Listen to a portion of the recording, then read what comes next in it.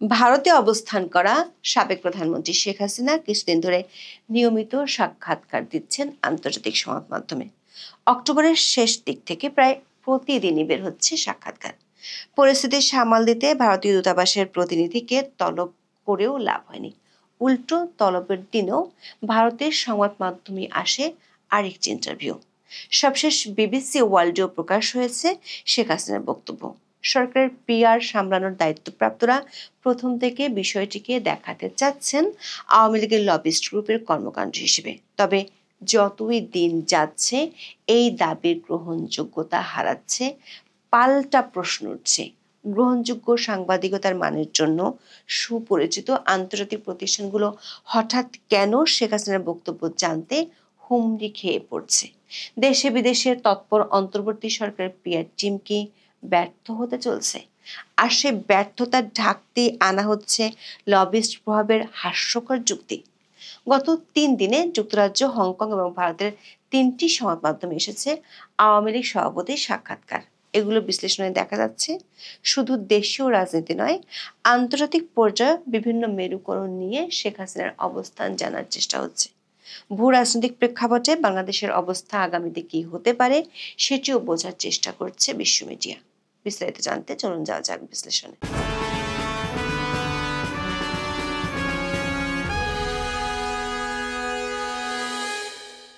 29 October আন্তর্জাতিক প্রভাবশালী সংবাদ মাধ্যম এপি, রয়টার্স এবং দ্য ইন্ডিপেন্ডেন্টে একযোগে প্রায় একই সময়ে শেখ হাসিনার 3টি সাক্ষাৎকার প্রকাশ হয়।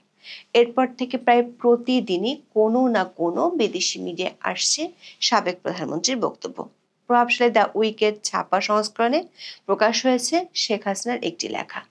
আবার ভারতীয় প্রভাবশালী বিভিন্ন সংবাদ মাধ্যম প্রকাশ হয় ইমেইলে নেওয়া একাধিক সাক্ষাৎকার। আকস্মিকভাবে এ ধরনের ঘটনায় অস্বস্তিতে পড়ে অধ্যাপক ইউনূস ও তার সরকার।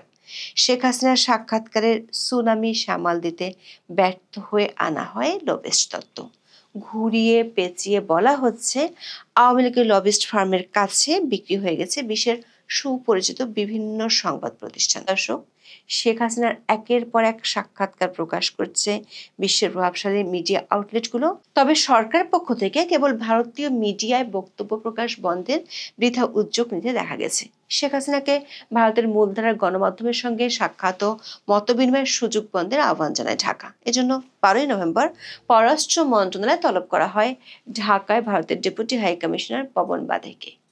ভারতীয় কূটনীতিককে অনুরোধ করা হয় তিনি যেন নয়াদিল্লিকে বাংলাদেশের পক্ষ থেকে শেখ হাসিনার গণমাধ্যমে প্রবেশাধিকার তাৎক্ষণিকভাবে বন্ধের অনুরোধ পৌঁছে দেন। তবে সেই অনুরোধ যে জলে গেছে সেটি কয়েক ঘন্টার মধ্যেই পরিষ্কার হয়ে যায়। একদিন পরেই শেখ হাসিনার একটি বিশদ সাক্ষাৎকার প্রকাশ করে ভারতীয় সংবাদ মাধ্যম CNN নিউজ 18। বলা যায় গত 2 সপ্তাহের মধ্যে এটি শেখ হাসিনার সবচেয়ে বড় ইন্টারভিউ। আবার এখানে এমন কিছু দিক রয়েছে যা একেবারে নতুন এবং তাৎপর্যপূর্ণ। সাক্ষাৎকারের ভূমিকায় CNN নিউজ 18 লেখে, ঢাকা থেকে প্রস্থানের পর এটাই শেখ হাসিনার প্রথম দীর্ঘ ও বিশদ আলাপ। বাংলাদেশের সাবেক প্রধানমন্ত্রী ক্ষমতাচ্যুত হওয়ার প্রেক্ষাপট ও মোহাম্মদ ইউনূসের উত্থানের নেপথ্যের ঘটনার প্রবাহ তুলে ধরেন। আওয়ামী লীগ সরকারের পতনের পেছনে পশ্চিমাদের সম্পৃক্ততা নাকচ করেন এবং ভারতের ভূমিকায় কৃতজ্ঞতা জানান।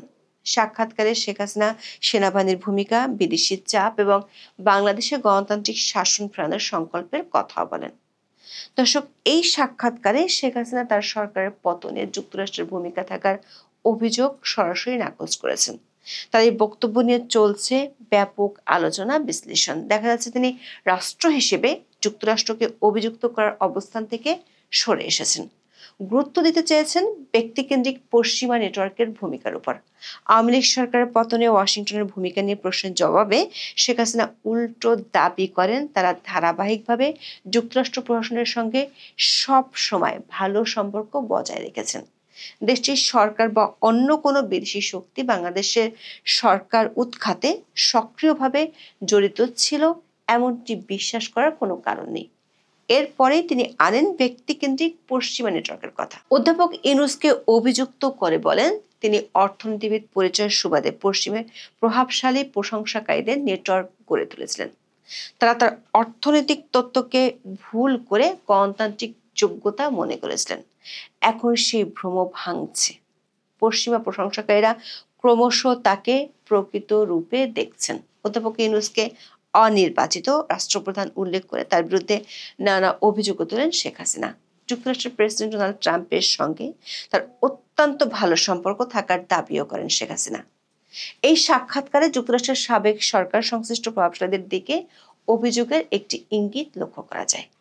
ডক্টর মোহাম্মদ ইউনূস পশ্চিমা সমর্থিত বেসামরিক মুখ কি না এমন এক প্রশ্নের জবাবে শেখ হাসিনা বলেন, অর্থনীতিবিদ হিসেবে আগের কাজের কারণে অধ্যাপক ইউনূস ক্যালিফোর্নিয়ার স্যালনগুলোতে জনপ্রিয় ছিলেন।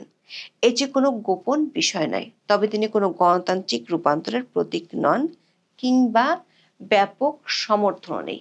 পশ্চিমারা ডক্টর ইউনূসকে এখনো বন্ধুভাবাপন্ন মুখ মনে করলে প্রতারিত হবে বলেও দাবি করেন শেখ হাসিনা। শান্তিতে নোবেল জয়ের বিরুদ্ধে সমাজকে পেছনে ঠেলে দেওয়ার অভিযোগও তোলেন। শেখ হাসিনার এমন বক্তব্যকে যুক্তরাষ্ট্রের সঙ্গে সম্পর্ক উন্নয়নের ইঙ্গিত হিসেবে দেখছে অনেকেই। এই সাক্ষাৎকারে তিনি ভারতের প্রশংসা করার পাশাপাশি চীনের সঙ্গেও ভারসাম্যমূলক অবস্থান নেওয়ার ইঙ্গিত দেন।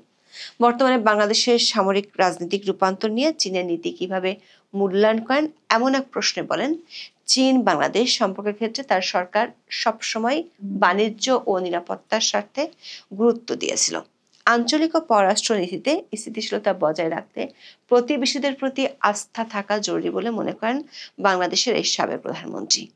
এই আস্থা এখন হুমকির মুখে দাবি করে তিনি বলেন, অনির্বাচিত সরকার অস্থির পররাষ্ট্র ও বাণিজ্য নীতি অনুসরণ করছে। নির্বাচন ও জনগণের সমর্থনের মাধ্যমে একটি বৈধ সরকার এলে বাংলাদেশ আবার নির্ভরযোগ্য অর্থনৈতিক ও কূটনৈতিক অংশীদার হিসেবে নিজের জায়গা ফিরে পাবে। দর্শক, একই দিনে হংকং ভিত্তিক প্রভাবশালী সাউথ চায়না মর্নিং পোস্টে প্রকাশ হয় শেখ হাসিনার আরেকটি সাক্ষাৎকার। অত্যন্ত তাৎপর্যপূর্ণ সেই সাক্ষাৎকারের বেশিরভাগ জুড়ে ছিল বিদেশি নীতির প্রসঙ্গ। চীনের সঙ্গে বাংলাদেশের সম্পর্কের বিভিন্ন দিক নিয়েও প্রশ্নের জবাব দেন Sheikh Hasina. South China Morning পোস্টের প্রশ্ন ছিল এমন, চীন ও ভারত দুই দেশের সঙ্গে বাংলাদেশের কূটনৈতিক সম্পর্ক বজায় রাখতে আপনার কি কোনো ভূমিকা পালনের পরিকল্পনা আছে? জবাবে শেখ হাসিনা জানান, তিনি বাংলাদেশের কল্যাণ ও স্থিতিশীলতার উপর সর্বোচ্চ গুরুত্ব দিতে চান। এজন্য দুটি মহান দেশের সঙ্গে শক্তিশালী ও গঠনমূলক সম্পর্কের পক্ষে সোচ্চার থাকবেন। বলেন, আমি আগেও বলেছি, ভারত ও চীনের জন্য আমরা তখনই নির্ভরযোগ্য অংশীদার হতে পারবো যখন একটি বৈধ সরকার নির্বাচিত হবে। সেই সরকার সত্যি জনগণ ও তাদের স্বার্থের প্রতিনিধিত্ব করবে বলে তাদের প্রতি অন্য দেশগুলোর আস্থা ফিরে আসবে। যুক্তরাষ্ট্রের নতুন সরকারের সঙ্গে বাংলাদেশের বর্তমান সম্পর্ক নিয়ে কৌশলে জবাব দেন শেখ হাসিনা।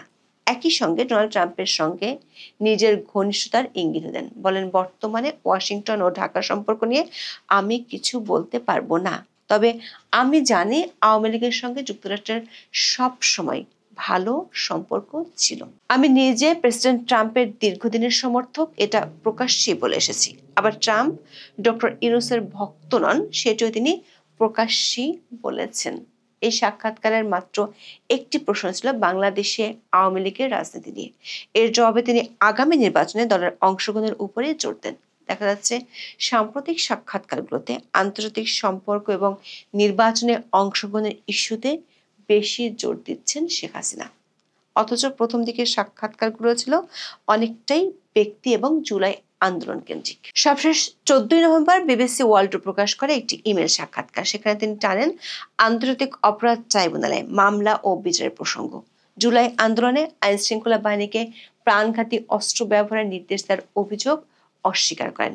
একই সঙ্গে আইএসডিতে বিচার প্রক্রিয়া নিয়েও তোলেন প্রশ্ন। আগামী নির্বাচনে আওয়ামী লীগের অংশগ্রহণের নিষেধাজ্ঞা প্রত্যাহারের আহ্বান জানান শেখ হাসিনা। বিবিসির এই সাক্ষাৎকারটি প্রকাশ হয়েছে বিভিন্ন দেশের সংবাদ মাধ্যমে। যুক্তরাজ্যের প্রভাবশালী মিডিয়ায় সাক্ষাৎকার শেখ হাসিনার প্রতি পশ্চিমা দৃষ্টিভঙ্গির পরিবর্তনের একটি ইঙ্গিত হিসেবে দেখছেন অনেক বিশ্লেষক। এমন অবস্থায় সংকট বাড়ছে অন্তর্বর্তী সরকার।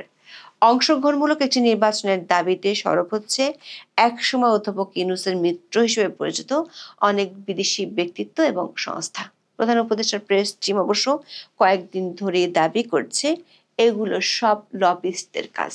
বিদেশি পিআর ফার্ম ও আইনি পরামর্শদাতাদের পিছনে বিপুল অর্থ ব্যয় করছেন শেখ হাসিনা। ব্যাপক জনসংযোগ ও প্রচারের জন্য লাখ লাখ ডলার খরচ করা হচ্ছে। এই অভিযোগ সঠিক হলে ধরে নিতে হবে আন্তর্জাতিক প্রভাবশালী সংবাদ মাধ্যমগুলো ডলার পাউন্ডের কাছে বিক্রি হয়ে গেছে। প্রশ্ন হলো, এর আগে যখন Al Jazeera, BBC, the Financial টাইমসের মতো সংবাদ মাধ্যমগুলো ডক্টর ইউনূসের পক্ষে প্রতিবেদন করেছে, তারাও কি সে সময় বিক্রি হয়েছিল একইভাবে? এখন এই পর্যন্ত। সবাই ভালো থাকুন, সুস্থ থাকুন, নিরাপদে থাকুন। দেখা হবে আগামী পর্বে।